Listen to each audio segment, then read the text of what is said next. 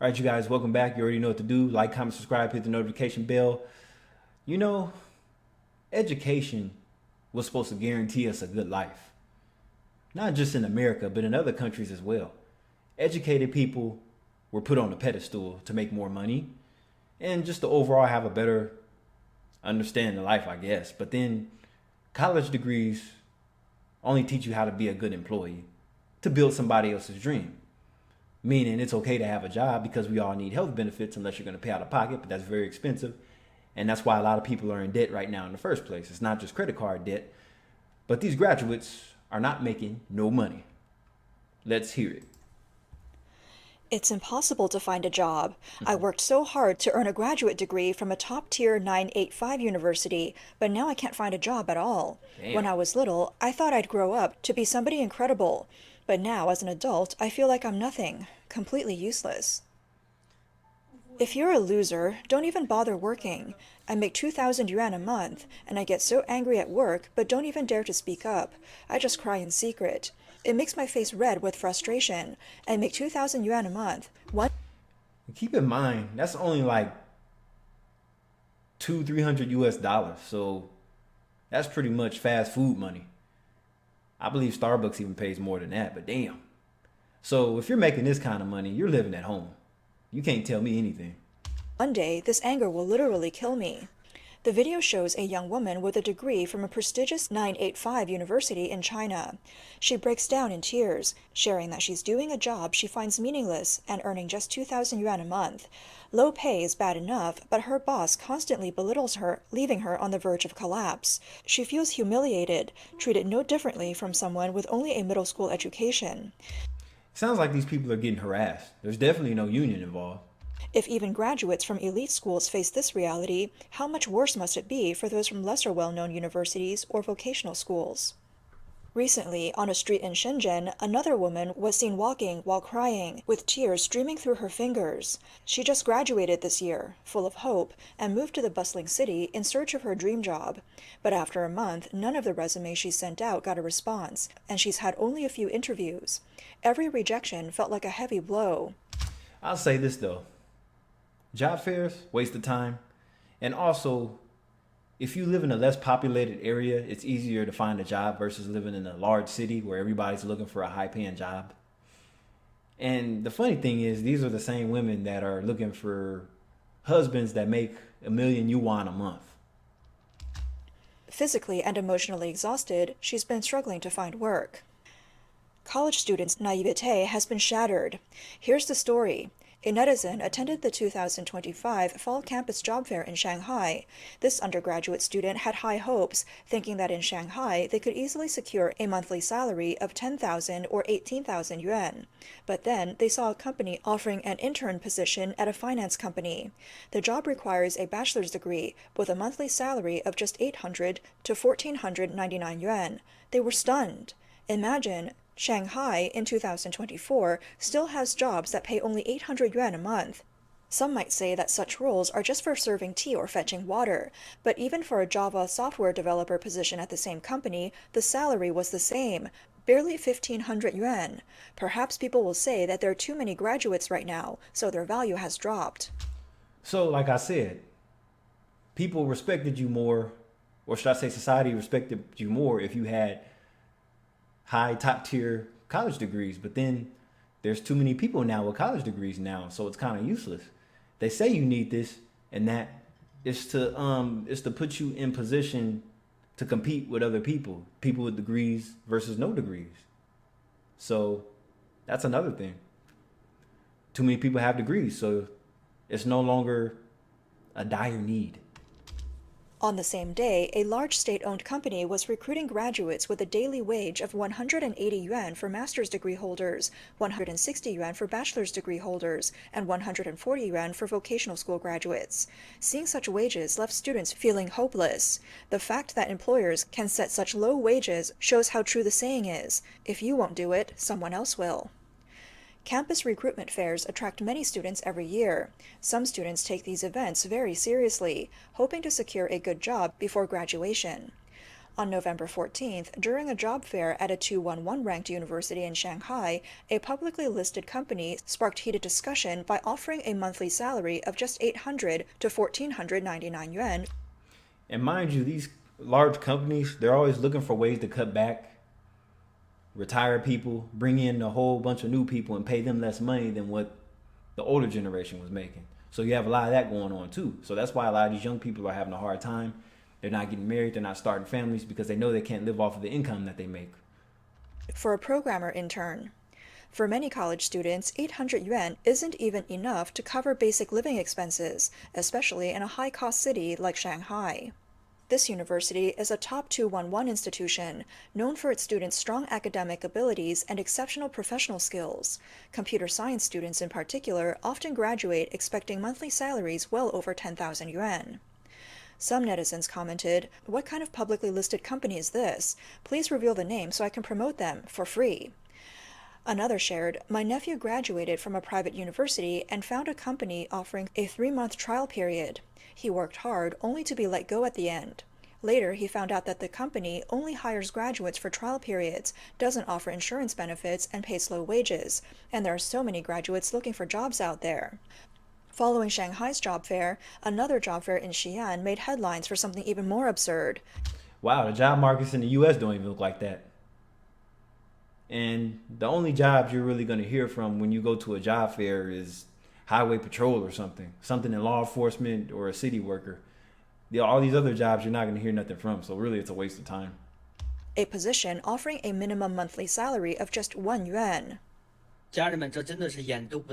Everyone, they're not even pretending anymore. They're outright saying they don't want to hire anyone.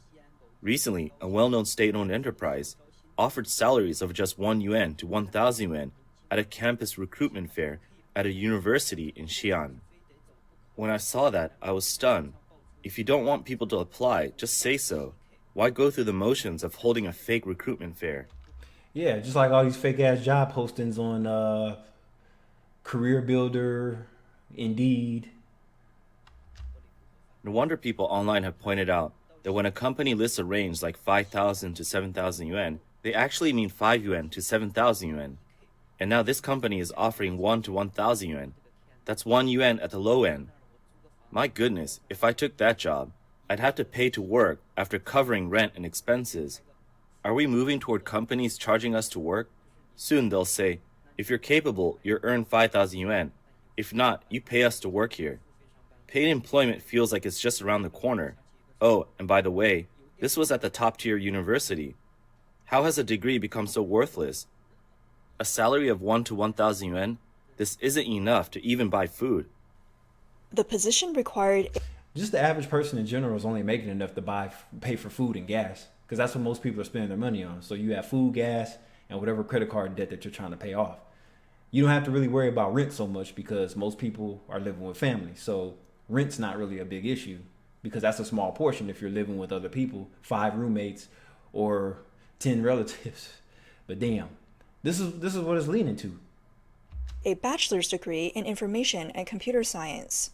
The video caused an uproar in the comments section. Some people said, "Was this a mistake? Maybe they meant daily wages, because this monthly salary is clearly insulting." Another commented, "Even construction jobs pay more than this." But you're less respected if you go into these type of blue-collar jobs, which I don't understand. These people keep the world moving. You wouldn't be living in your luxury penthouse if it wasn't for these guys. Versus you just sit in a high-rise office with your feet kicked up on the desk, bullshitting on YouTube, while these guys are breaking their backs to build everything that you wanted. "I can't believe a state-owned company would offer such salaries." Someone else joked, "Might as well deliver food. You can easily make 3,000 yuan a month and have a relaxed schedule." And I hate to say this.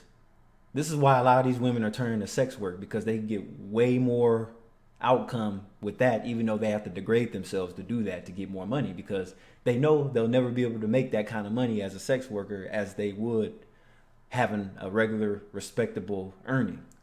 It just won't amount. Being a sex worker will get all their needs taken care of quicker than working a regular job and having 3 or 4 side hustles, versus they could use the sex worker money to build a business. Insiders revealed that the company didn't actually want to hire anyone. They were just there to support the organizers of the job fair. By offering such ridiculously low salaries, they discouraged people from applying. While some companies at least pretend by offering 2,000 to 3,000 yuan salaries, this state-owned enterprise didn't even bother. It openly listed 1 to 1,000 yuan. The staff at the job fair didn't look happy either. Many students immediately realized that these companies weren't serious about hiring. It made them feel like their university wasn't helping them, but rather... It's called paid sponsorships. So they're putting on the front to earn money to do other things within their own gains of the company. They're not really looking for new employees. rather misleading them. The low salaries left many students disheartened. After more than a decade of education, their wages could barely compare to delivering food or doing construction work. It's hard to imagine how people earning less than 2,000 yuan a month even survive, yet there are many who do. After social insurance deductions, I receive a salary of 1,975 yuan. You might find that surprising, but this is actually what a significant portion of people earn. I work for the Postal Service, with 40 years of experience. My take-home pay is 2,300 yuan, and I live in a city in Heilongjiang province. Over half the wages in China are around 3,000 yuan. I'm from Gansu. My husband earns 1,600 yuan a month. Believe it or not, it's true. In recent years, China's economy has been in decline. The growth drivers of traditional manufacturing and service industries have weakened, directly impacting the creation of new job opportunities. Faced with economic uncertainty, many companies have opted to scale back hiring or implement layoffs, making the job market increasingly competitive.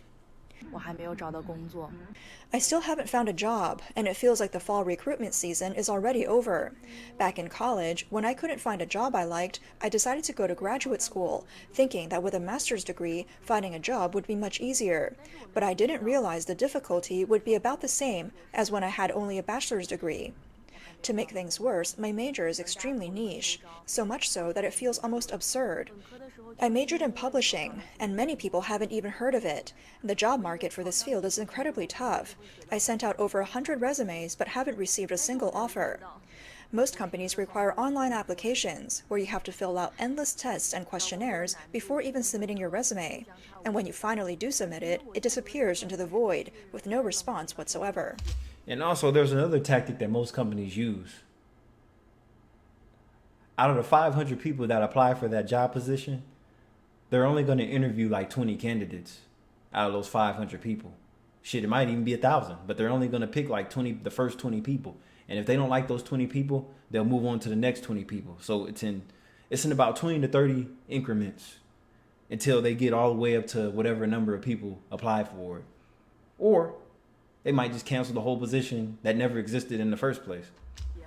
Recently in Nanchang, a young woman was seen sitting on the street, crying into her hands, with a suitcase by her side. A concerned passerby asked about her situation.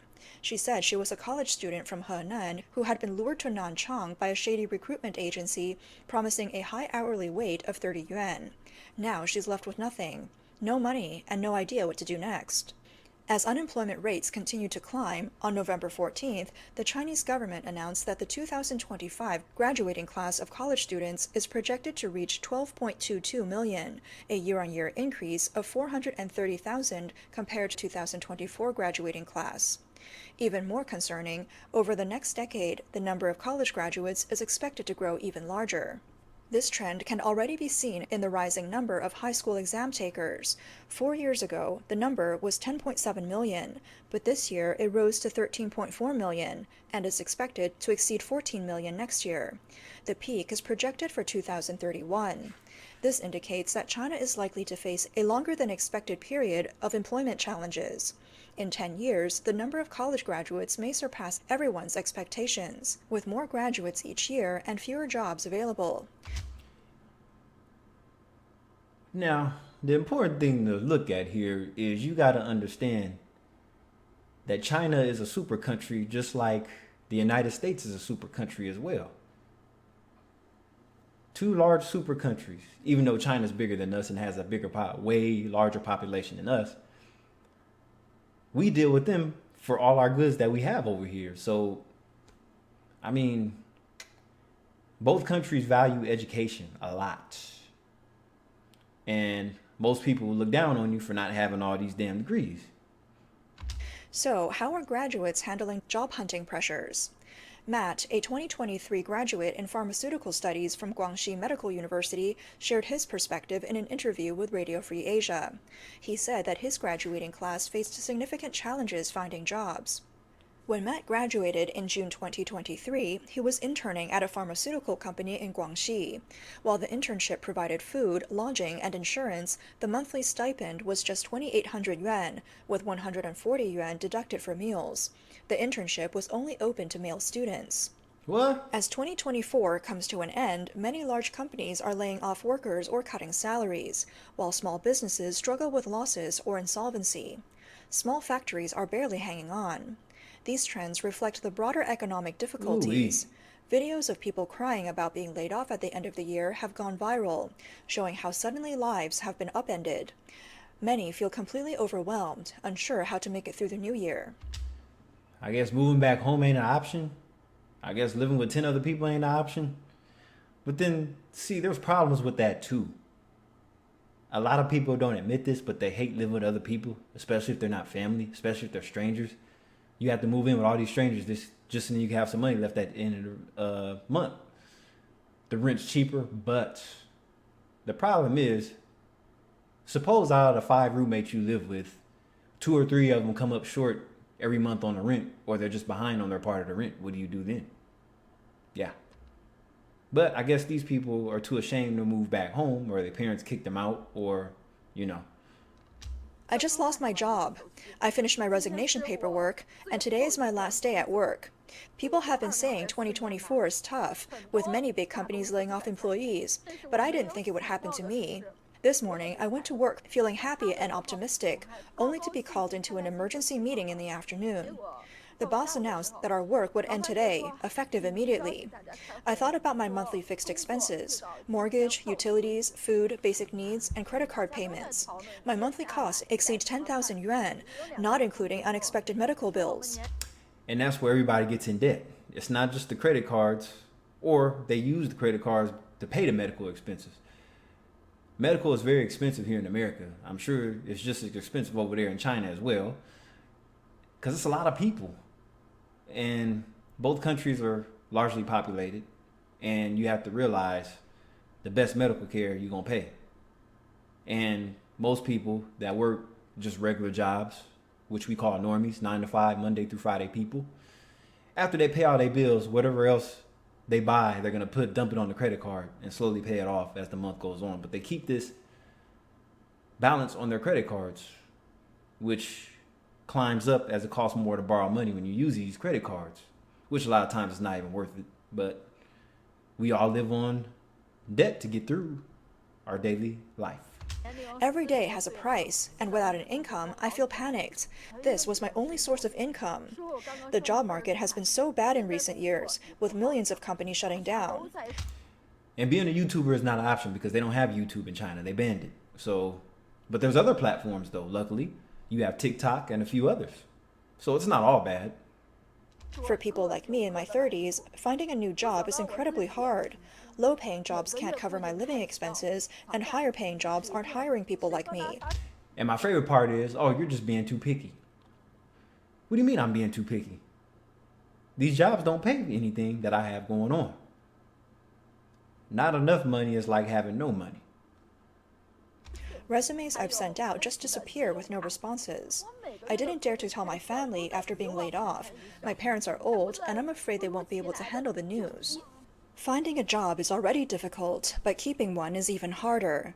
A new wave of layoffs and pay cuts is expected at the end of the year, and this round is different from previous ones.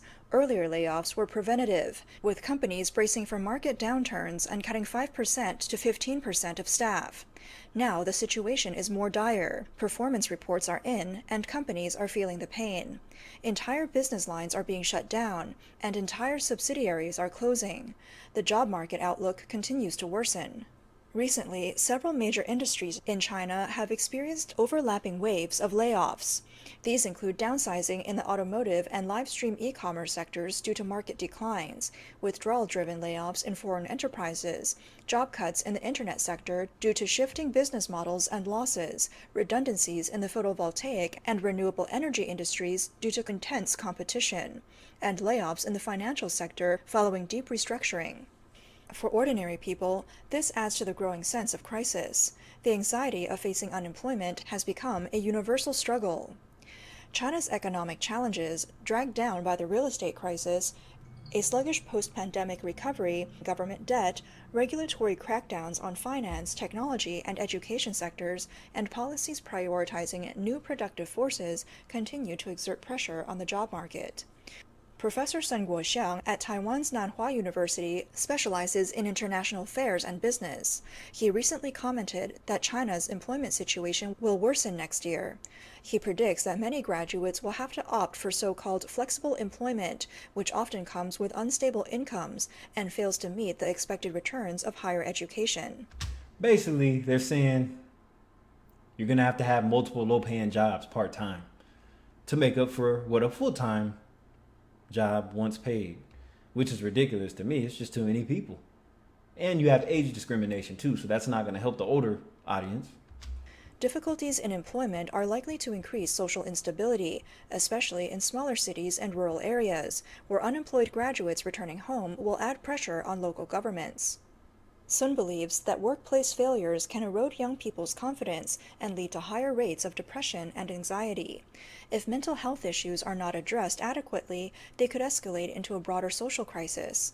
For the Chinese government, widespread youth unemployment directly impacts consumption growth, dragging down economic recovery and creating a vicious cycle.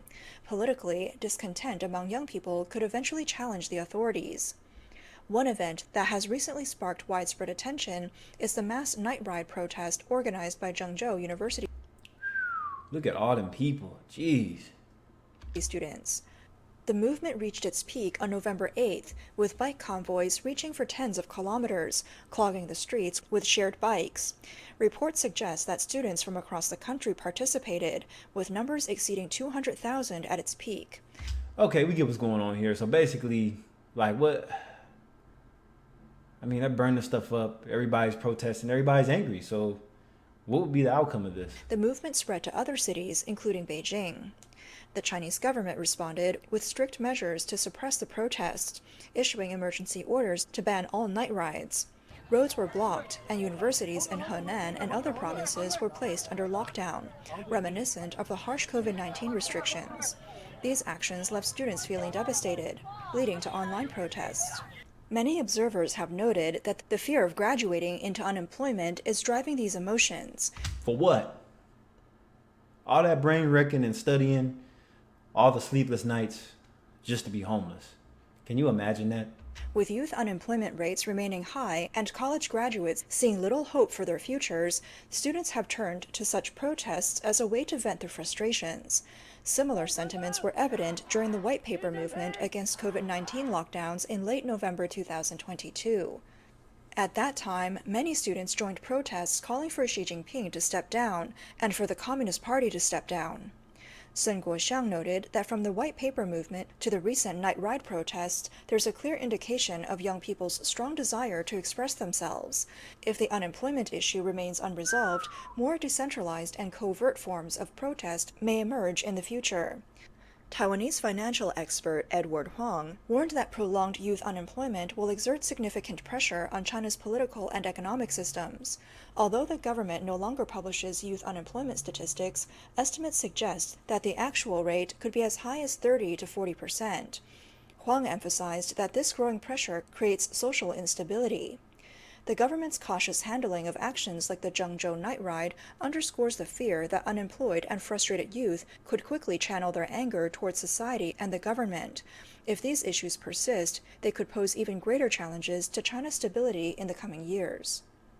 All right, you guys, don't forget to like, comment, subscribe, hit the notification bell. Hope you enjoyed this. That was a hot mess. I'll catch you on the next video. Peace.